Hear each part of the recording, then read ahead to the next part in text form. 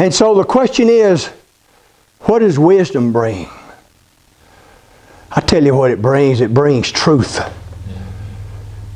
You shall know the truth, and the truth shall set you free. But I'll tell you something else. Nobody wants to hear that stuff. Nobody wants to be free. People given the choice of absolute freedom or absolute security, 98, 99 out of 100 will choose security. They are scared to death to be free.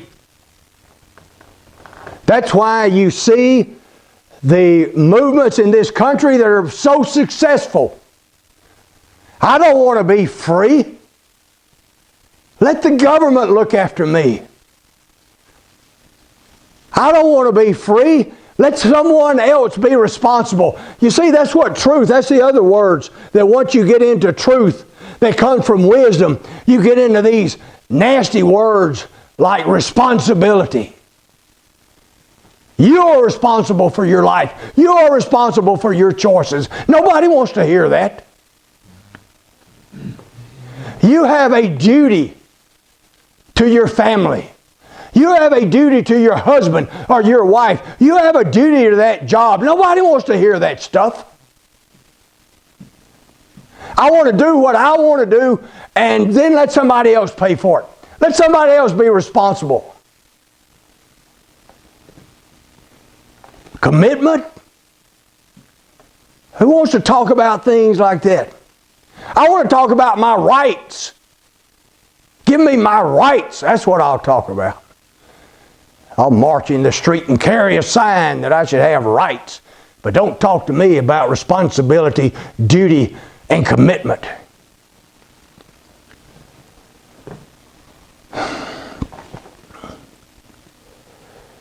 So what do you need to do? What do you need to do? You've got to find a place.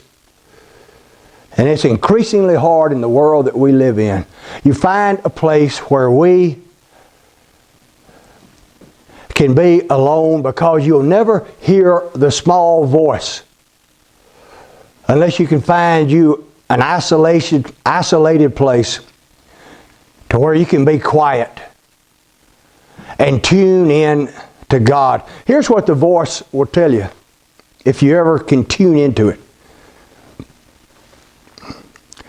It will tell you you can't win this battle by yourself. You can't win it. Satan is stronger than you. He is more intelligent than you are. He has more resources than you have. He has more money than you have. You, as a small city, are not going to be able to win this battle by yourself. But then, if he is speaking truth to you, he will tell you that there is one who can fight for you. There is one who will come in to your city. There is one that will save you from the king that is encamped outside. But you have to ask him in. He will not force himself in as the king is trying to do. He will wait until you ask him in. You must receive him and ask him to come into your life.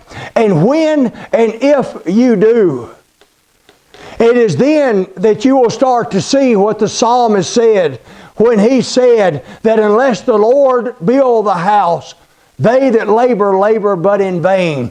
Unless the Lord watch the city, the watchman waketh but in vain. You are lost unless and until you ask the one to come into you. And then you might have something of the understanding of 1 John 4:4. When it says, the greater is he that is within you than he that is within the world. And that you need to understand, because without him, you're just not going to make it. And neither am I. In John 16:33, in the last night that Jesus was talking to his apostles, he said, in this world you will have tribulation. That's it. In this world you will have tribulation. The king has besieged you. He is after you. He wants to steal your hopes. He wants to steal your dreams. He wants to steal your ambitions. He wants to steal your future. He wants to steal your life. And he wants to steal your eternity. And he will if you are by yourself.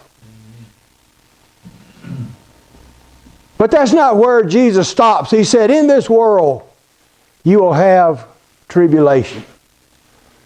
But be of good cheer, because I've overcome the world. And that's why we can leave here today. All of us struggle with things. You might be besieged right now in different areas of your life. Maybe it's your family, maybe it's finances, maybe whatever it may be. But understand that even though we deal with this tribulation our whole life, we can leave here in good cheer, because He has overcome the world. And if He is within us, we shall too. Without Him, you cannot win. With Him, you cannot lose.